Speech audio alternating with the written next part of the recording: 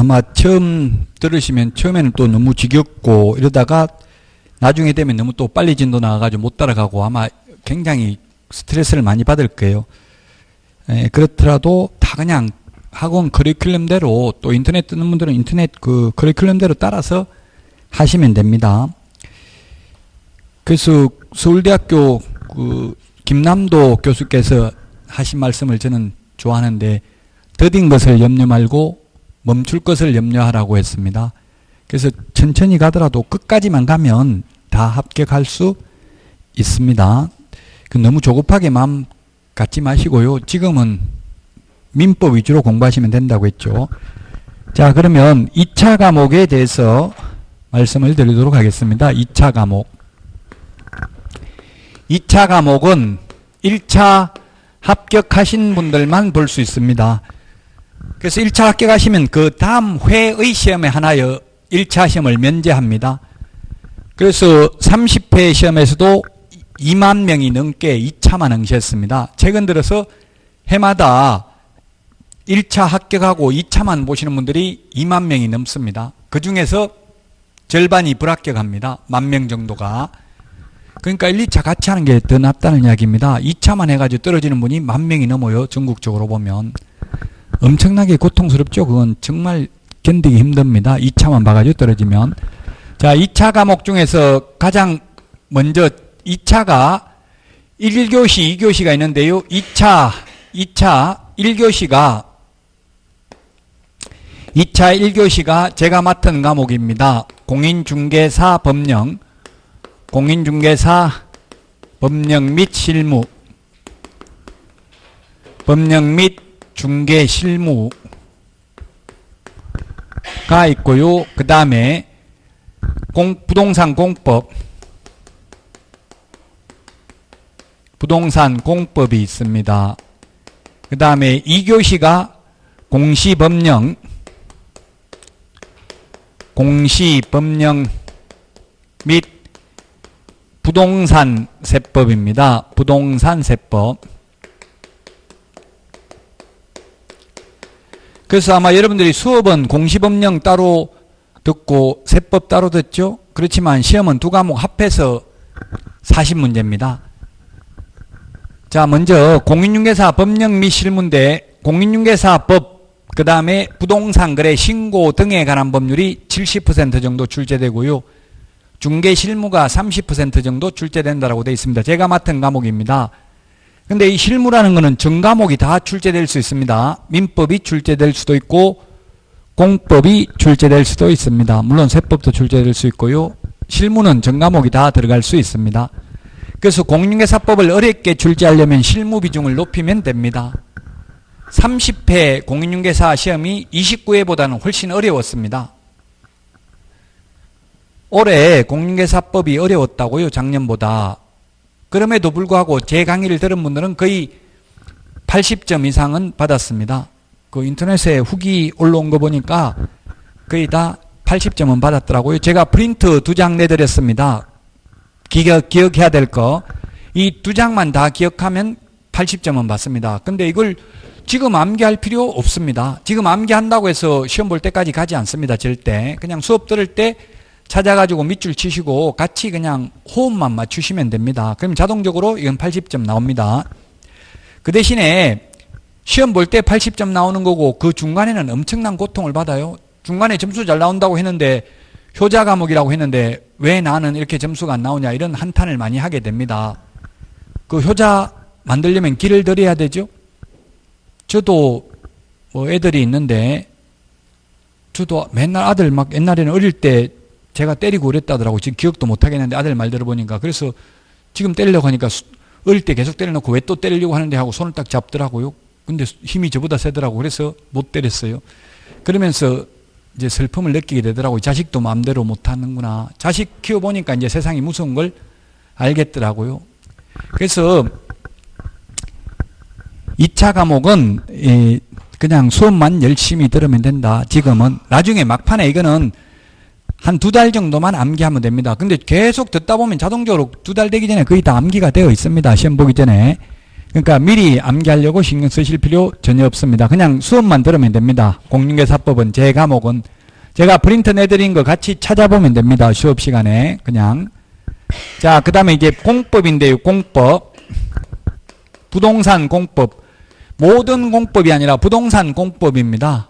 공법, 사법 나중에도 말씀드리겠지만 공적 단계를 규율하는 법이 공법입니다. 헌법, 행정법을 비롯해서 공법이 부동산 공법만 해도 150개가 넘습니다. 이 중에서 우리 시험 범위에 들어가는 공법은 딱 6개밖에 없습니다. 국토의 계획 및 이용에 관한 법률. 여기에서 12문제가 출제가 되고요. 그 다음에 건축법에서 7문제, 그 다음에 주택법에서 7문제가 출제됩니다. 그리고 도시 및 주거환경정비법, 도시 및 주거환경정비법에서 6문제, 그 다음에 도시개발법에서 6문제, 그 다음에 농지법에서 2문제 이렇게 출제됩니다. 그래서 40문제가 출제되는데 이 공법도 어렵게만 생각하지 마시고 여러분들이 땅을 중개하려면 토지 위주로 하려면 공법을 알아야 됩니다. 이 공법이라는 게 뭐냐 하면 한마디로 말하면 이 공적인 관계를 규율하는 건데 원래 자유민주주의에서는 자기 땅 자기 마음대로 하는 게 원칙이잖아요. 그러나 공공복리를 위해서는 그 자유를 제한할 수 있는 게 공법입니다. 즉 내 땅인데 내 마음대로 건물 지을 수 없다. 백층 지을 수 없다.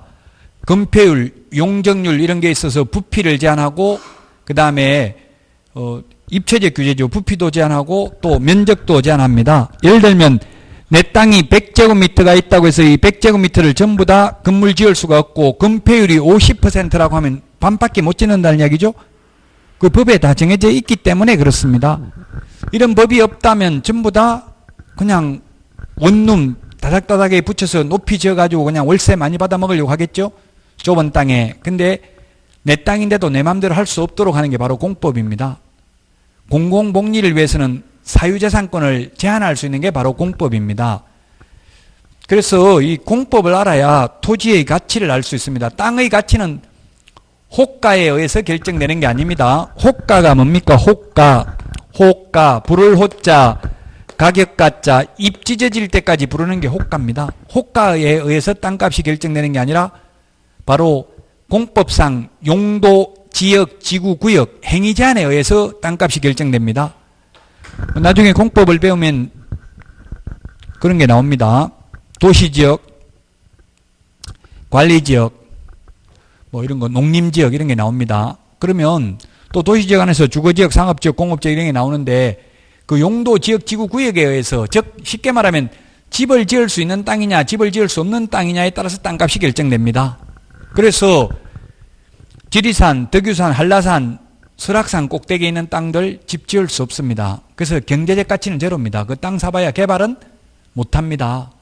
그 용도, 지역, 지구, 구역에 의해서 땅값이 결정되는데 그걸 바로 이 공법에서 규정하고 있습니다. 이 국토의 계획 및 이용에 관한 법률은 뭐냐면 한마디로 말하면 우리 전국토를 선계획 후개발하도록 규정하고 있습니다. 선계획 후개발. 먼저 계획을 세우고 개발을 한다는 이야기입니다. 옛날에는 김영삼 정부 때까지는 국토 이용 관리법이었습니다. 옛날에는 이용하는 게 주된 목적이었습니다. 계획을 세우는 것보다. 그래서 경기도 그 용인시 수지, 난개발 이런 게 사회 문제가 되면서 이제 김대중 정부에 입안을 해서 2003년도 노무현 정부 때부터 국토의 계획 및 이용에 관한 법률, 계획, 선계획, 후개발로 바뀌었습니다. 여기에서 12문제 정도 출제되고요. 여기에 이제 각종 용도, 지역, 지구, 구역에 대한 행위 제한이 나와 있습니다. 무슨 지역에서는 용적률이 몇 %다, 건폐율이 몇 %다, 뭘 지을 수 있다, 없다 이런 게 다 나옵니다. 그 다음에 건축법이라는 게 있는데 건축법하고 주택법하고 차이는 뭐냐면 주택법은 30호, 30세대 이상인 경우 주택법을 적용하고요. 29호, 29세대까지는 건축법을 적용합니다. 쉽게 말하면 아파트는 주택법을 적용하고요. 빌라, 다가구, 다세대 이런 거는 건축법을 적용합니다. 그래서 우리나라는 일반적으로 보편적으로 보면 아파트가 집값이 비쌉니까? 빌라가 비쌉니까? 예, 아파트가 비싸죠. 물론 고급 빌라, 서울에 있는 고급 빌라, 뭐 예를 들면 전용 엘리베이터가 있고 이런 고급 빌라는 빌라가 더 비쌀 수도 있지만 일반적으로는 아파트가 더 비쌉니다. 아마 세계적으로 우리나라가 아파트가 아마 거의 최고 많을 거예요. 우리나라는 전국의 약 60% 정도가 지금 아파트입니다. 주택 중에서. 세계적으로 이런 나라는 거의 없습니다. 뭐 캐나다 같은 데는 우리 남한 땅의 100배, 면적이 100배가 넘는데 인구는 우리나라 인구보다 더 적습니다. 그러니까 그런 데는 아파트 지을 필요가 없겠죠. 우리나라 아파트가 많은 이유가 이제 좁은 국토에 비해서 인구는 지금 5천만 명이잖아요. 인구가 많다 보니까 아파트를 지을 수밖에 없는 구조입니다.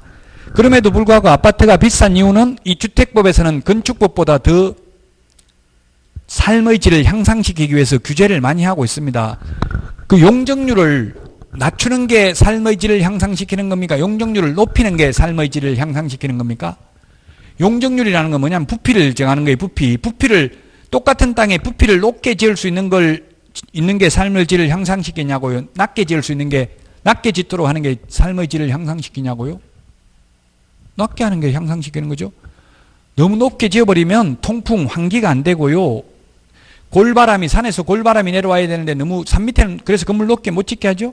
골바람이 내려와야 되니까. 그래서 이 주택법에서 이런 건축법보다는 행위 제한을 더 많이 하고 있어요. 예를 들면 주택법에서는 인동거리, 102동, 103동 간의 거리 제한도 있습니다. 동과 동 간의 거리 제한도 있어요. 근데 건축법 같은 경우는 거의 2m도 안 떨어져 있잖아요. 그러니까 바로 옆집에 옷 벗는 것도 다 보여요. 빌라 같은 거는. 다가구 이런 거는 너무 다닥다닥 붙여서 지어가지고. 그러니까 삶의 질이 떨어지니까 더 싸다는 이야기입니다. 가격이. 그래서 이런 걸 법에서 다 규정하고 있습니다. 주택법의 경우에는 몇 세대 이상인 경우 어린이 놀이터를 지어야 된다. 관리사무소가 있어야 된다. 노인정이 있어야 된다. 이런 게 다 규정되어 있습니다. 법에. 자, 그 다음에 도시 및 주거환경정비법은 재개발, 재건축 이런 게 여기 적용받습니다. 즉 건물 있는 걸 뜯어내고 다시 짓는 게 도시 및 주거환경정비법을 적용받습니다. 근데 도시개발법은 전답, 나대지에다가 개발을 하는 것은 도시개발법을 적용받습니다. 우리 중개실무에도 한 문제 나오는 게 농지법입니다. 농지법. 농지법이 중개실무상은 중요합니다. 왜냐하면 이 농지는 모든 사람이 아무나 취득할 수 있는 게 아니라 경자유전의 원칙이라는 게 있습니다. 경자유전의 원칙. 경자유전이라는 것은 밭갈자만 밭을 소유하라. 즉 농사 지을 사람만 농지를 소유할 수 있는 게 원칙입니다. 따라서 농사를 짓지 않으면서 농지를 소유할 수 없습니다. 만약 소유하게 되면은 1년 안에 농지를 처분하라고 처분 명령을 하고, 그래도 처분 안 하면 처분 명령을 합니다. 최초 처분 명령이 있은 날로부터 6개월 안에 처분 안 하면 이행강제금이라는 걸 부과합니다. 1년에 20%씩. 이런 게 다 공법에서 규정하고 있습니다. 건축법에서도 마찬가지예요. 건축법에서도 이행강제금이라는 게 있습니다. 여러분들이 공부 잘하는 분들이 현업에 가면 돈 많이 벌까요? 공부 못하는 분들이 돈 많이 벌까요? 네, 그거는 뭐 법에는 없는데 제가 20년간 빅데이터를 제가 알고 있는 분들을 통계를 내보니까 65점 밑으로 받은 분들은 돈 다 잘 벌고요. 80점 이상 받은 분들은 80% 이상이 망했습니다. 옛날에는 수석 합격자를 발표했었습니다. 이거.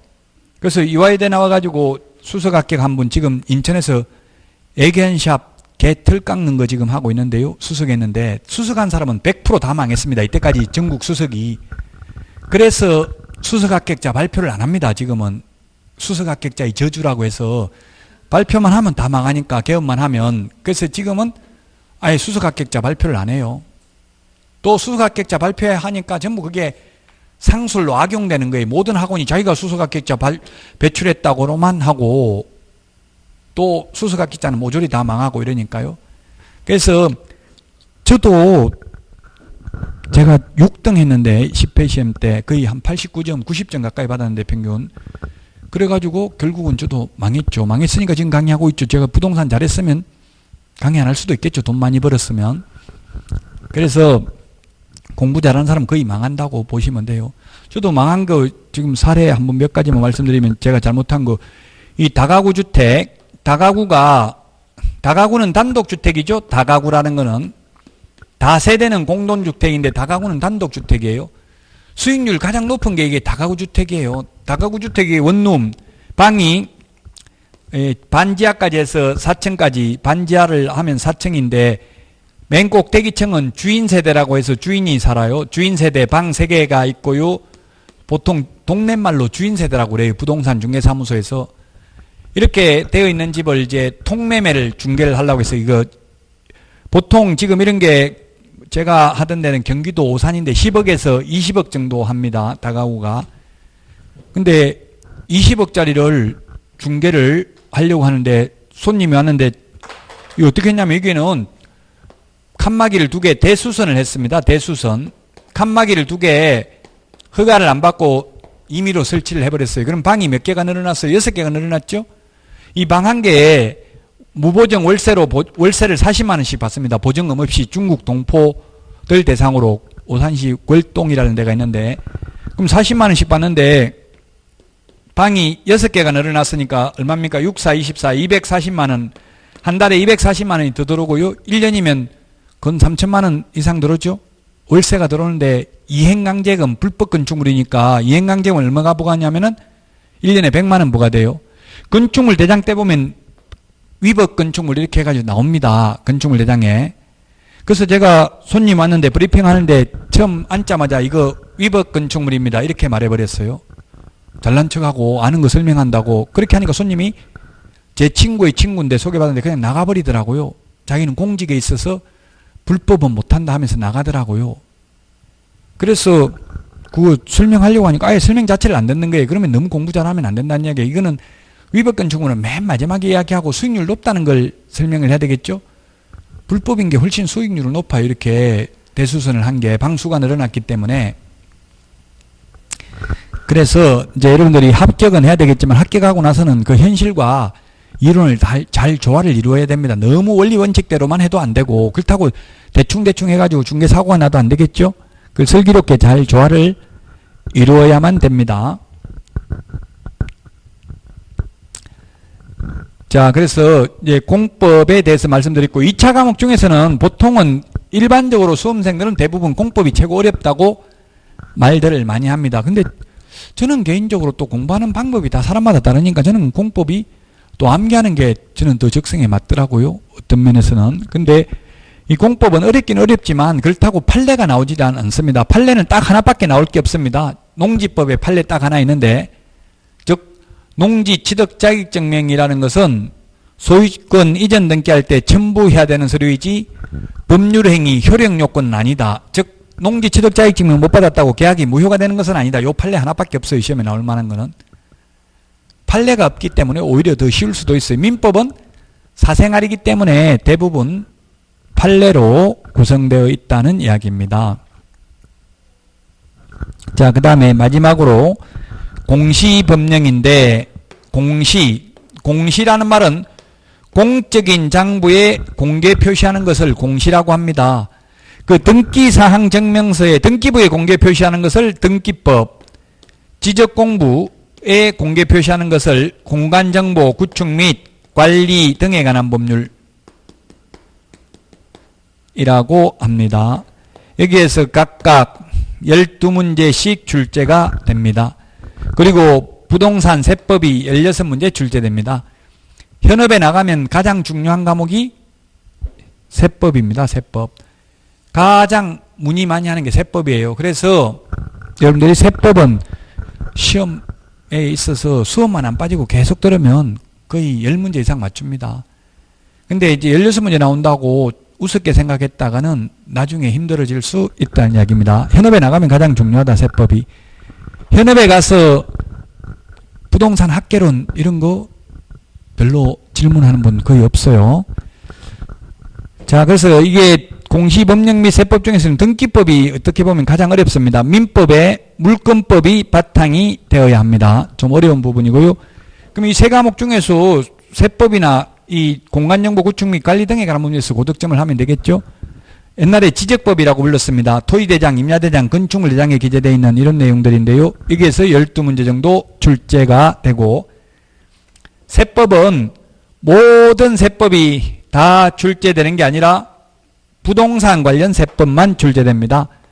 그래서 부동산을 취득하면 맨 먼저 취득하면 내는 세금이 뭐가 있어요? 취득세가 있습니다. 취득세에서 세 문제 출제됩니다. 취득하면 내는 세금이 취득세. 그 다음에 등록 면허세가 있습니다. 등록 면허세.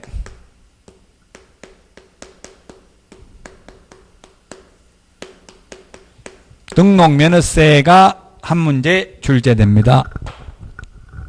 그 다음에 부동산을 취득해가지고 보유를 하면 내는 세금을 이걸 취득 관련 조세, 거래세 또는 거래세라고 합니다. 거래하면 내는 세금이니까 거래세 또는 취득 관련 조세라고 하고요. 그 다음에 보유하면 내는 세금을 재산세, 보유세라고 하죠. 재산세가 있고요. 재산을 많이 보유하면 내는 세금이 종합부동산세가 있습니다. 종부세, 종합부동산세지요. 재산세, 재산을 가지고 있는 사람은 많이 있지만 종합부동산세를 낼 만큼 많이 가지고 있는 사람은 그렇게 많지 않죠. 우리나라에 1%도 안 됩니다. 그래서 한 문제밖에 시험에 출제 안 됩니다. 종합부동산세는 전국에 있는 부동산을 종합합산과세하는데 6억이 초과되는 경우만 세금을 내니까 그렇게 많지 않습니다. 그래서 재산세나 종부세나 이 둘 다 우리 중개실무상 중요한 게 둘 다 6월 1일 날 하루만 가지고 있으면 1년분 세금을 다 내야 됩니다. 자동차세의 경우에는 자동차 보유 기간에 따라서 안 분해서 냅니다. 5개월 가지고 있으면 5개월분 자동차세만 내면 됩니다. 자동차 팔면. 근데 부동산은 6월 1일 하루만 가지고 있으면 1년분 세금을 다 내야 돼요. 따라서 만약 6월 1일 날 잔금을 치르면 매수인이 내야 돼요. 1년간 세금을 다. 6월 2일 날 잔금을 치르면 매도인이 다 내야 되겠죠. 파는 사람을 매도인, 사는 사람을 매수인. 그래서 매매를 한자로 적으면 매매를 한자로 적으면 앞에 있는 게 팔매, 뒤에 있는 게 살매인데요. 선비사 붙여서 판다 이렇게 생각하면 되겠죠. 선비사를 붙이면 팔매자고요.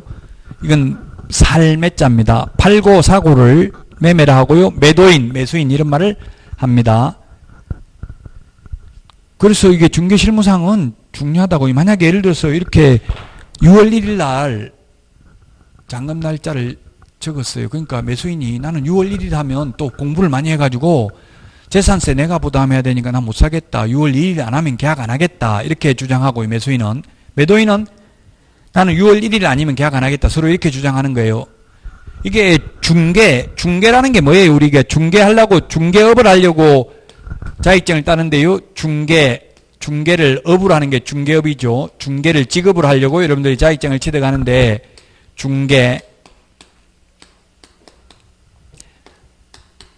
중개를 보면 다 사람인자가 들어가 있네. 사람 가운데서 소개를 시키는 거고, 개자도 소개할 개자니까 사람 가운데서 중간에서 소개하는 거죠. 중개. 그래서 가장 어려운 게 이게 조정을 하는 게 가장 어렵습니다. 서로 합의를 시키는 게. 거래를 성사시키려면 매도인은 더 받겠다 하고 매수인은 많이 못 주겠다 하고 이렇게 하죠. 그럼 여러분들은 누구 편을 들어야 돼요? 매도인, 매수인 중에서 누구 편을 들 거예요? 이게 시험하고는 상관없지만 현업에서는 중요하죠. 누구 편 들어요?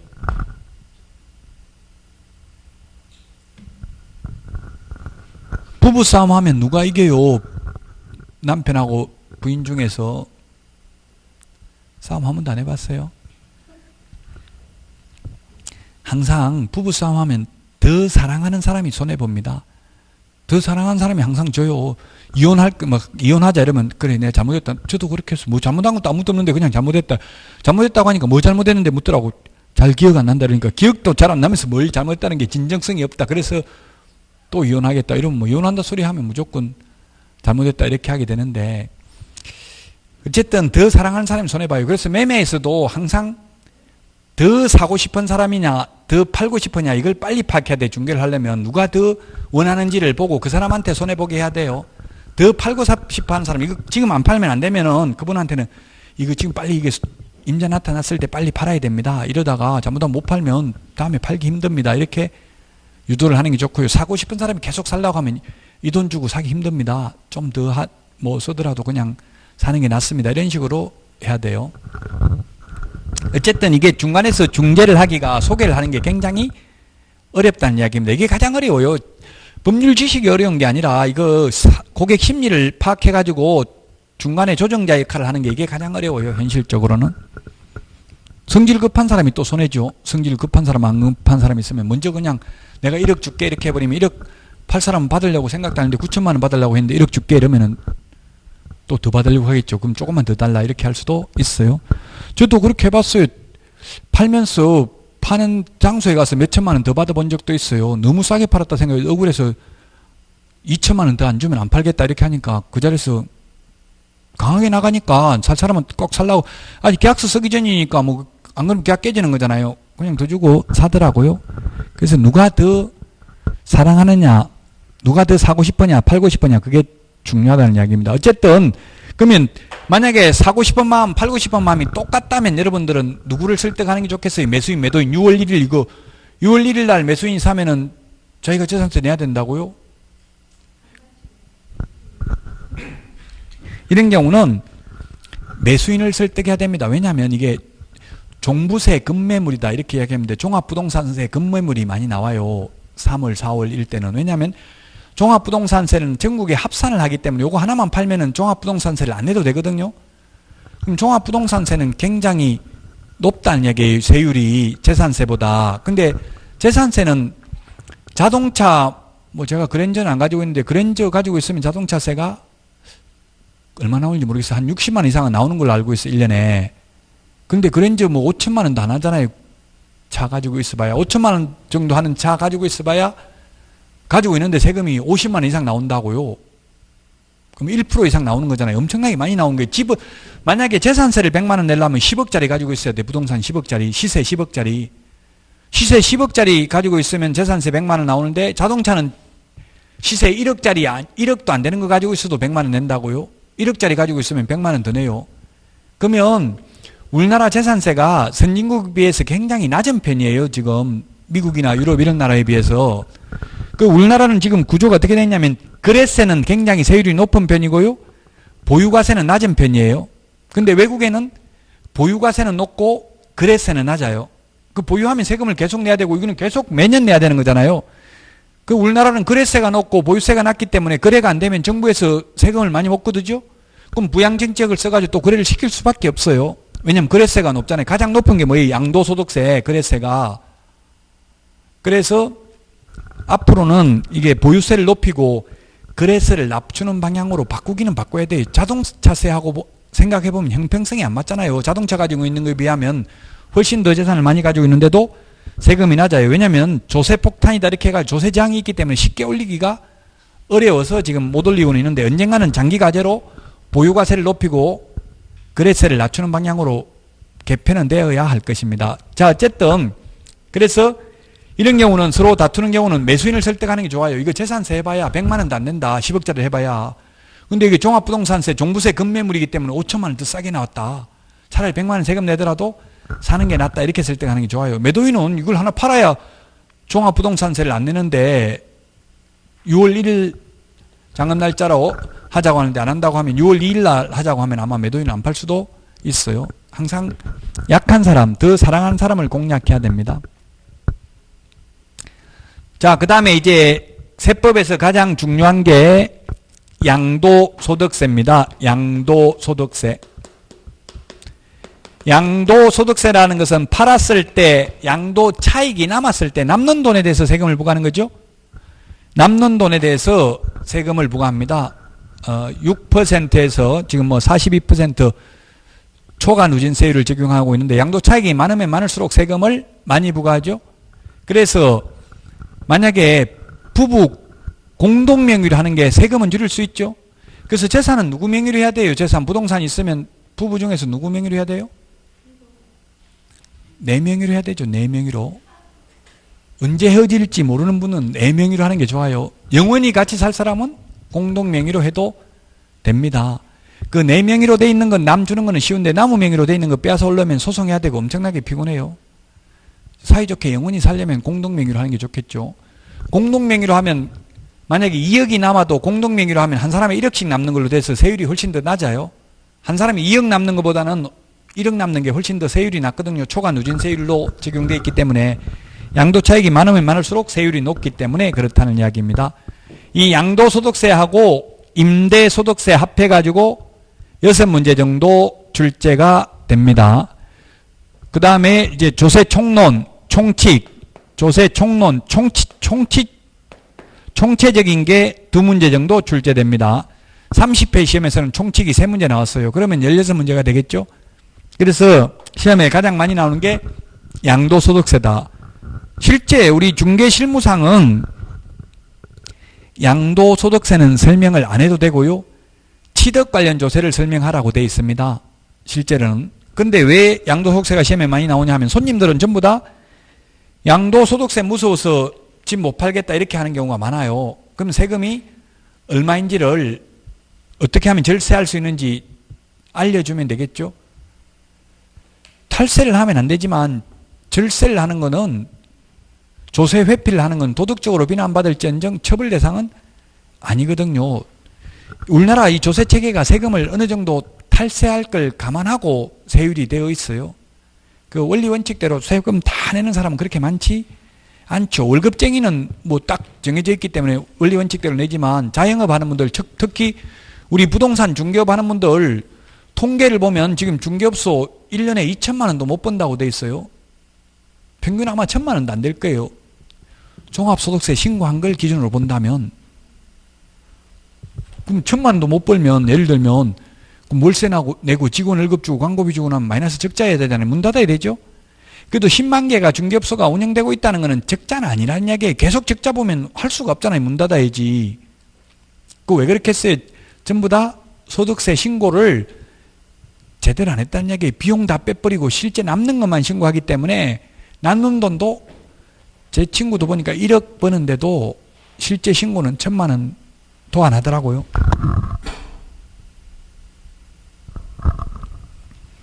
그래서 제가 한 10년 정도 해보니까 아무리 못 벌어도 그냥 성실하게 일하면 노력하면 최하 500만 원 이상은 어느 지역에서 하더라도 500만 원 이상은 벌 수 있습니다. 열심히 하면.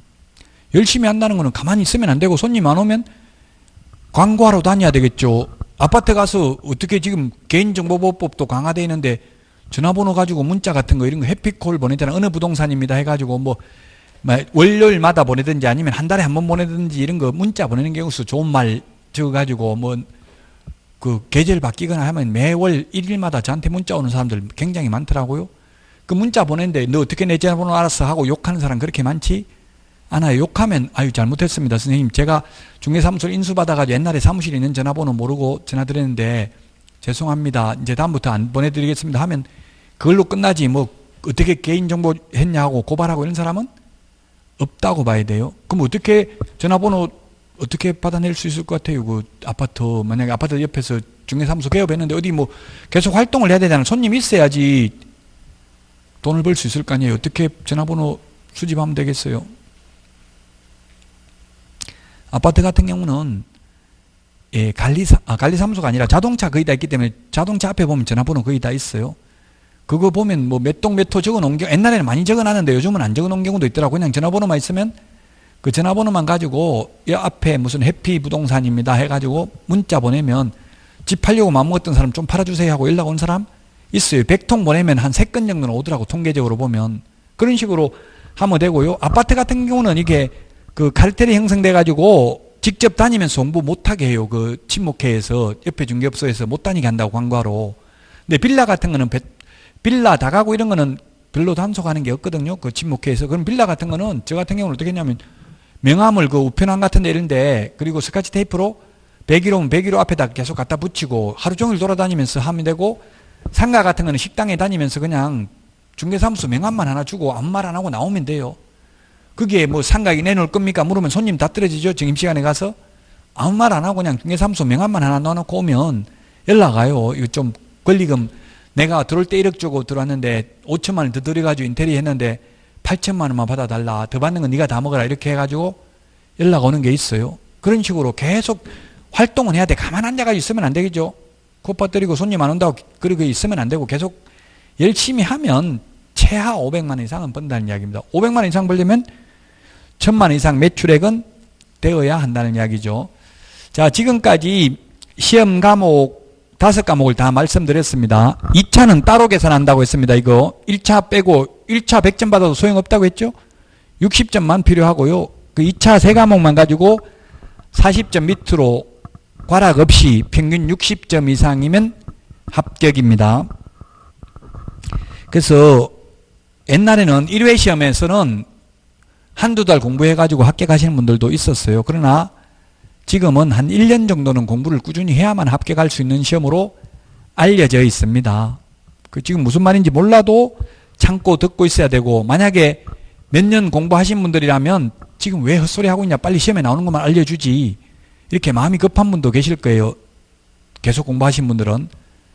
꼭 하고 싶으면 제가 프린트 내드린 거 있어요. 그것만 다 기억하면 80점 받는다고 했어요. 근데 지금 암기해도 의미가 없고요. 또 지금 개정될 수도 있어요, 중간에. 그러니까 그냥 수업 편안하게 듣고 너무 조급하게 마음 먹지 말고요. 공부는 어떻게 해야 된다?